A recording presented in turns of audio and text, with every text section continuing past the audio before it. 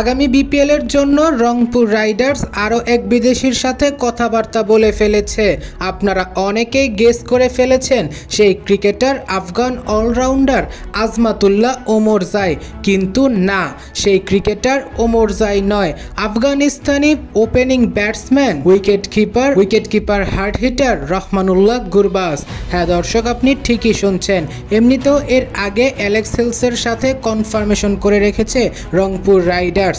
এছাড়াও রহমানুল্লাহ গুরবাজের সাথেও তাদের কথাবার্তা সম্পূর্ণ হয়ে গিয়েছে জিএসএল-এ, অর্থাৎ জিএসএল খেলতে গিয়ে তারা গুরবাজকে হায়ার করে ফেলেছে। এখন বলতে পারেন অ্যালেক্স হেলস রহমানুল্লাহ গুরবাজ কাকে সুযোগ দিবে একাদশে?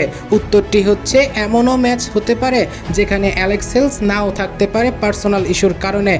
এমন একটা চুক্তি হয়েছে রাইডার্সের সাথে, সেক্ষেত্রে রহমানুল্লাহ গুরবাজকে তারা ব্যাকআপ হিসেবে নিতে যাচ্ছে দলে।